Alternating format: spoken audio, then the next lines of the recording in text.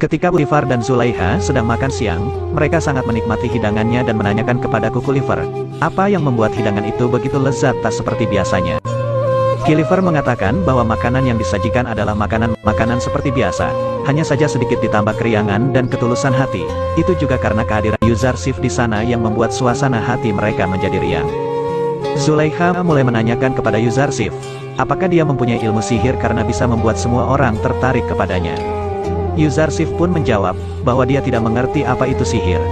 Karena hal itu mulai besok Putifar menyuruh Yuzarsif untuk mengurus hidangan makanan mereka, menggantikan Ruyah yang sebelumnya mengurus semua hidangan Putifar. Hal tersebut membuat Ruyah merasa kesal dengan keputusan Putifar itu.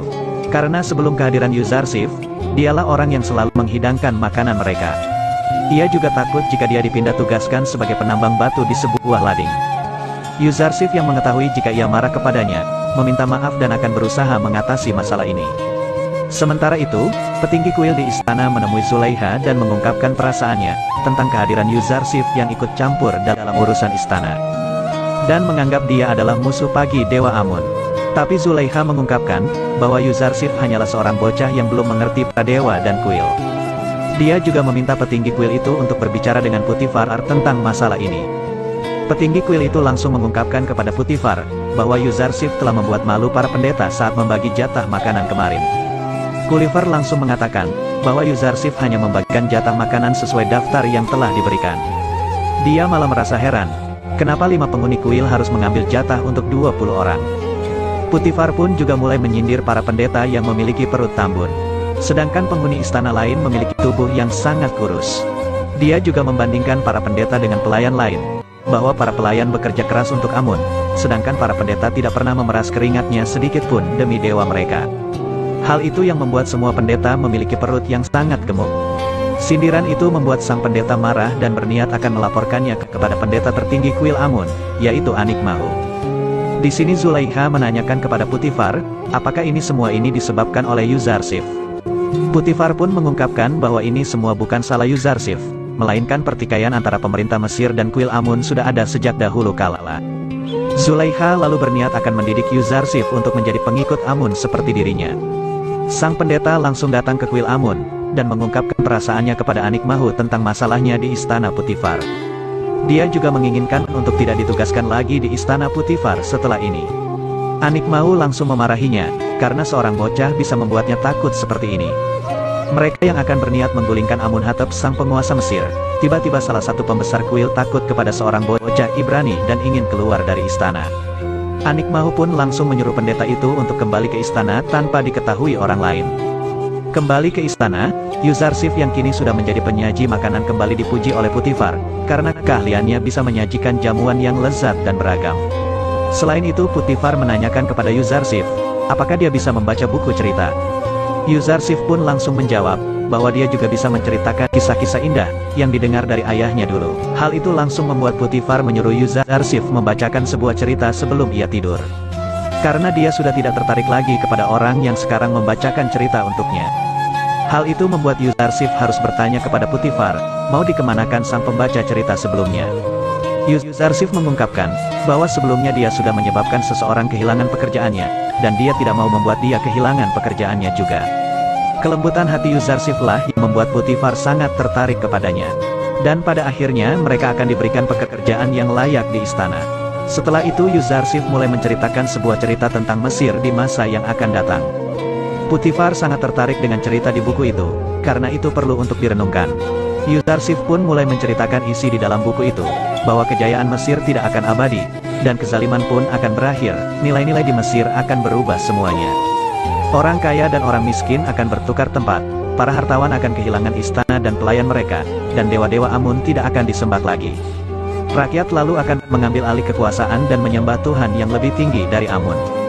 Putifar pun mempercayai bahwa kejadian itu pasti akan terjadi kelak di Mesir, tapi dia tidak tahu kapan dan bagaimana caranya. Yuzarsif langsung menjawab pernyataan itu, bahwa yang bisa melakukan hal itu hanya utusan dari langit. Hanya dia yang bisa menurunkan kaum zolim serta melenyapkan Amun dan dewa-dewa lainnya. Putifar lalu menanyakan kepada Yuzarsif, apakah dia memusuhi Amun. Yuzarsif pun menjawab pertanyaan itu secara cerdas, dengan mengatakan bahwa Amun hanyalah sebuah batu, dan hanya orang yang tak berakal yang memusuhi batu. Jawaban itu membuat Putifar tertawa terbahak-bahak, karena Amun saja tak layak untuk dimusuhi. Lalu Putifar memperingatkan Yuzarsif untuk tidak menampakkan keyakinannya di hadapan orang lain. Khususnya kepada Zulaikha yang penyembah fanatik Amun. Putifar ini sebenarnya dulu menyembah Amun, tapi karena dia tidak suka dengan para pendeta yang suka berbuat semena-mena, dan hanya memikirkan diri masing-masing, akhirnya dia memusuhi Amun, dan sekarang tidak punya sesembahan sama sekali. Selain itu Yuzarsif berdoa kepada Allah, agar Allah memberikan hidayah kepada Putifar, Zulaikha, Mimi Sabu, Kilifer dan semua orang di istana ini. Ketika Yuzarsif akan menuliskan surat untuk Yakub dan memberitahu keadaannya, malaikat Jibril datang dan mengatakan bahwa dia dilarang untuk memberitahu Yakub. Karena belum ada perintah dari Allah.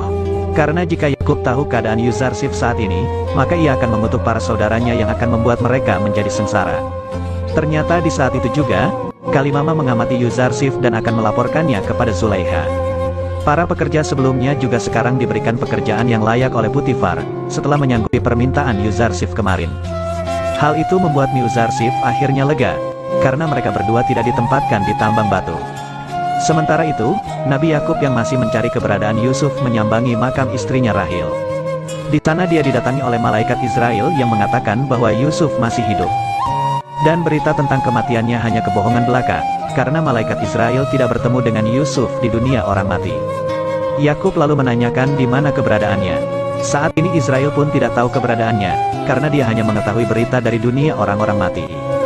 Setelah sampai di rumah, Yakub kembali menanyakan kepada anak-anaknya, apa yang sebenarnya terjadi kepada Yusuf. Mereka pun masih saja tidak mau mengakui yang sebenarnya terjadi. Karena Yahuda ingin tahu apa yang barusan terjadi, dia menanyakannya kepada Benyamin. Benyamin lalu menjelaskan, bahwa ayahnya baru saja bertemu dengan malaikat maut Israel, dan diberitahu bahwa Yusuf masih hidup.